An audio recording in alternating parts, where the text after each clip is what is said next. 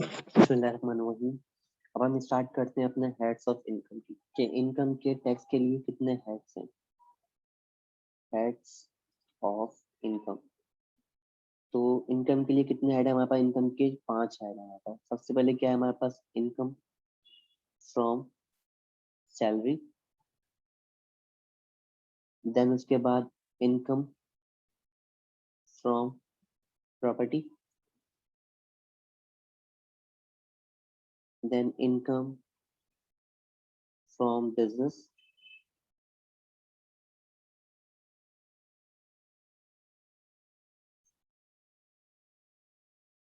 Capital gains,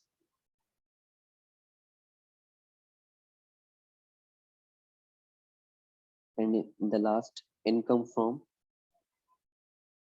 other sources. Means हमें क्या करना है, ये 5 के 5 हेड पढ़ने हैं। इनकम में कितने हेड होते हैं? Income from salary, income from property, income from business, in capital gains and income from other sources. इसके अलावा कोई छठा हेड नहीं है हमारे पास इनकम का। यहाँ तक बात क्लियर है? ये हमने 5 हेड के बारे में डीपली पढ़ना है हम लोगों को।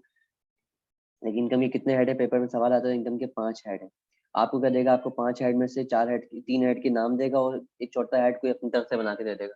अब बोलेगा इसमें से कौन सा हेड नहीं है इनकम का, तो जो हेड नहीं है उस पर क्या करना है? हमें टिक करना है कि इनकम के 5 ही हेड है: salary, property, business, capital gain और इनकम फ्रॉम अदर सोर्सेज।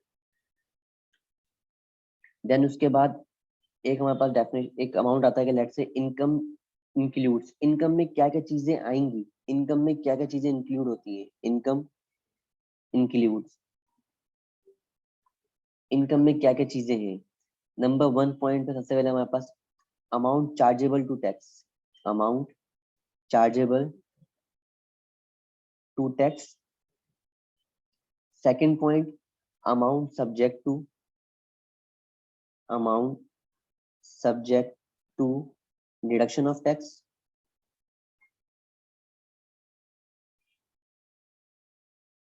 तीसरे पे amount treated as income. Number 4, any loss of income. Amount chargeable to tax, ऐसा अमाउंट जिसपे हमें क्या करना है? चार्ज करना है टैक्स। वो हमारा कौन सी रिसिप्ट थी? हम लोगों ने ऊपर बात की थी। ऐसा अमाउंट जिसपे हम क्या कर रहे थे? ऐसी रिसिप्ट जिसपे हम टैक्स दे रहे थे, इस पे हम टैक्स दे रहे थे। वो कौन सी रिसिप्ट थी हमारे पास? वो थी हमारे पास रेवेन्यू रिसिप्ट। रेवेन्यू रिसिप्ट जिसपे हमें क्या था? हमारी इंटेंशन थी अर्न करने की, जो टैक्सेबल था, चार्जेबल टू टैक्स था हमारे पास। इनकम में पहला पॉइंट क्या है? अमाउंट चार्जेबल टू टैक्स, ऐसा अमाउंट जिसपे हमें क्या करना है? टैक्स चार्ज करना। वो कौन सी रिसिप्ट है हमारे पास? कैपिटल रिसिप्ट, वो रेवेन्यू रिसिप्ट। उसके बाद, इसके बाद हम लोगों ने पॉइंट लिखा है हम लोगों ने, amount subject to reduction of tax. इसको हम थोड़ा सा बाद में पढ़ेंगे, लेकिन इसका आंसर लिख दूं, इसका होता है एफटीआर इनकम। तो ये हम थोड़ा सा आगे पढ़ेंगे, इसको पॉइंट छोड़ दो अभी, इसके आगे लिख दो, पहले आगे पढ़ेंगे। तीसरा पॉइंट पे आते हैं, अमाउंट ट्रीटेड एज इनकम, ऐसा अमाउंट जिसको हमने ट्रीट करना है इनकम के तौर पे। जैसे हम लोगों ने बात की थी कैपिटल रिसिप्ट के अंदर, वो इंटेंशन नहीं है तो नॉट टैक्सेबल है। लेकिन कुछ एक्सेप्शन बता दी कि यार इस अमाउंट को आपने क्या करना है? इनकम ट्रीट करना है। जैसे कि फॉर एग्जाम्पल कैश लोन को ट्रीट करना है इनकम के तौर पे। आप लोगों को सिक्योरिटी डिपॉजिट जो हम जमा करवाते हैं टेनेंट को, वो मालिक मकान को टेनेंट जमा जो करवाता है, वो क्या करना है? वो भी क्या है? सब्जेक्ट टू टैक्सेबल है। मीन्स उसको क्या करना है? उसको ट्रीट करना है, इनकम ट्रीट करना है आपको। वो अमाउंट सब्जेक्ट टू टैक्सेबल नहीं है, लेकिन क्या करना है? हमें उसको इनकम ट्रीट करना है, अपने नॉर्मल तरीके से उसको टैक्सेबल का पार्ट बनाना है। वो हम आगे सीखेंगे। लेकिन अमाउंट ट्रीटेड एज इनकम के अंदर कौन सी अमाउंट आ जाएगी? कैपिटल रिसिप्ट, जिसको टैक्स वाले ने एक्सेप्शन में डाल दिया, किसकी? कैपिटल रिसिप्ट की। क्या इन चीजों के अलावा ये चीजें जो हो तो इन पे क्या देना है? आपको टैक्स देना है। वैसे आप कैपिटल रिसिप्ट आपके लिए टैक्सेबल नहीं है, लेकिन अगर ये चीजें हैं तो आपको इसको इनकम ट्रीट करना है, उसको शराफत से टैक्स देना है आपको। तो क्या कहलाएगी हमारे पास? Revenue receipt, capital receipt. फिर उसके बाद की इसने एनी लॉस ऑफ इनकम, कोई भी लॉस ऑफ इनकम है वो भी उस पे क्या दोगे आप? टैक्स दोगे। जैसे कि फॉर एग्जाम्पल हमने क्या करा? हमने टेनेंट को दिया घर। अब टेनेंट जो है फॉर एग्जाम्पल हमारा कोई जानने वाला है, कोई रिश्तेदार है, उसको लेट से फॉर एग्जाम्पल हमने रेंट पे दिया फॉर एग्जाम्पल कोई 10,000 पर मंथ है। लेकिन अगर लेट्स से मार्केट वैल्यू मैंने देखी, मैंने तो मार्केट वैल्यू चल रही थी रेंट की, कोई लेट्स से 13,000 रुपए, कि एक घर के रेंट के कितने लेने, 13,000 रुपए लेने, और मैंने लिए कितने अपने रिश्तेदार से 10,000 रुपए है, तो मेरा टेनेंट वो। लेकिन टैक्स वाला बोलता है आपको टैक्सेबल टैक्स के लिए कौन सी इनकम लेनी है, आपने लेनी है हायर ऑफ, जो भी इनमें से क्या हो हायर हो, आपने उस पर टैक्स चार्ज करना है।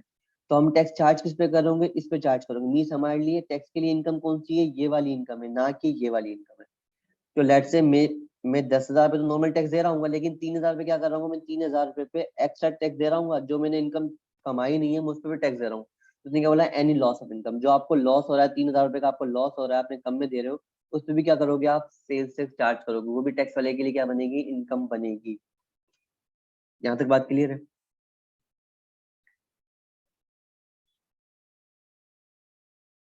फिर सबसे इंपॉर्टेंट पॉइंट हमारे लिए,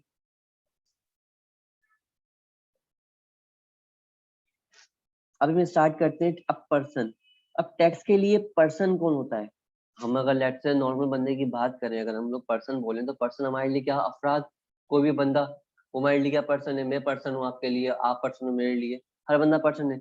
लेकिन टैक्स वाले ने क्या करा है, स्पेसिफाई कर दिया कि भाई मेरे लिए ये बंदे पर्सन है, ये बंदे पर्सन नहीं है। उसने स्पेसिफिकली बोला भाई कि यार ये मेरे लिए पर्सन है, ये बंदा मेरे लिए पर्सन नहीं है। अब पर्सन के बारे में कौन सा सेक्शन ने बताया इसने, पर्सन, पर्सन डिफाइन हो रहा है चैप्टर नंबर 5 के अंदर, तो इसको हम ऐसे लिख देते हैं 5। सेक्शन कौन सा यूज हो रहा है, सेक्शन यूज हो रहा है 80, सेक्शन 80 का सब सेक्शन 1 के अंदर बात हो रही है। तो सेक्शन, चैप्टर कौन सा, चैप्टर 5, सेक्शन 80, और सब सेक्शन कौन सा यूज कर रहे हैं, हम 1 यूज कर रहे हैं कि टैक्स के लिए पर्सन कौन है, पर्सन कौन है। चैप्टर नंबर 5 सेक्शन 80 और सब सेक्शन 1, या हमें सेक्शंस याद करने हैं, पेपर में सेक्शंस पूछेगा आपसे। अब पर्सन कौन है इसके लिए, इसके पास 7 टाइप के पर्सन होंगे, 7 टाइप्स के। पहले बंदे पे कौन होगा इसके पास, पहले नंबर बंदे पे इसने बोला कि यार एन इंडिविजुअल, कोई भी इंडिविजुअल है वो क्या है मेरे लिए, वो मेरे लिए पर्सन है। सेकंड पे उसने बात की क्या चीज, association of person, association of person, association of person, जिसको हम अकाउंटिंग में नॉर्मली हम यूज कर होते हैं पार्टनरशिप के नाम से, एसोसिएशन ऑफ पर्सन। ये क्या है, टैक्स वाले के लिए पर्सन है, इसको हम इन शॉर्ट क्या लिखते हैं, एओपी, एसोसिएशन ऑफ पर्सन। पहला बंदा कौन, एन इंडिविजुअल। सेकंड बंदा कौन, एसोसिएट ऑफ पर्सन। तीसरा बंदा कौन, टैक्स वाले के लिए, टैक्स वाले के लिए बंदा तीसरा कंपनी, कंपनी क्या बन गया, टैक्स वाले के लिए पर्सन बन गई। चौथे नंबर पे टैक्स के लिए पर्सन बना federal government, federal government tax वाले के लिए क्या है, पर्सन है। फिफ्थ पे आया हमारे पास अब फॉरेन गवर्नमेंट, फॉरेन गवर्नमेंट भी क्या है, टैक्स वाले के लिए एक पर्सन है। सिक्स पॉइंट पे आया आप political, political sub division, sub division of a foreign government. सबसे पहले कौन सा, इंडिविजुअल। सेकंड पे हमारे पास एसोसिएशन ऑफ पर्सन, एओपी। तीसरे पे हमारे पास कंपनी। चौथे पर्सन है हमारे लिए फेडरल गवर्नमेंट। पांचवा पर्सन है फॉरेन गवर्नमेंट। छठा पर्सन है political sub division of foreign government. और सेवेंथ पे हम आते हैं, इसके बाद इसमें है public international organisation, public international, international organisation. जितने भी पब्लिक इंटरनेशनल ऑर्गेनाइजेशन है वो भी क्या है, टैक्स वाले के लिए पर्सन है। तो हम लोगों ने कितने टाइप के पर्सन पढ़े, कितने टाइप के पर्सन होंगे टैक्स के लिए, 7 टाइप के पर्सन है। कितने टाइप के बंदे हैं हमारे पास, 7 टाइप्स के बंदे। Individual, AOP, company, central government, foreign government, अब political sub division of foreign government, और पब्लिक इंटरनेशनल, मैंने इंटरनेशनल की स्पेलिंग सही लिखी है लेकिन इंटरनेशनल ऑर्गेनाइजेशन, जिसको हम इन शॉर्ट क्या बोलते हैं, PIO। ये 7 टाइप के पर्सन है। पर्सन को कौन से चैप्टर में बताया गया, पर्सन के चैप्टर की बात की 5 चैप्टर में, सेक्शन 80 के अंदर और सब सेक्शन 1 के अंदर। कौन बता रहा है, पर्सन के बारे में बता रहा है। कि टैक्स के लिए पर्सन कौन कौन से हैं। अब कोई भी पर्सन होगा, पर्सन क्या हो सकता है, मे बी इंडिविजुअल और may be non resident, may be resident और मे बी नॉन रेजिडेंट। कोई भी बंदा होगा अगर वो मे बी रेजिडेंट भी हो सकता है और मे बी नॉन रेजिडेंट भी हो। अब इसके बारे में बात करते हैं अगले लेक्चर में इंशाल्लाह। यहाँ तक हम स्टॉप करते हैं।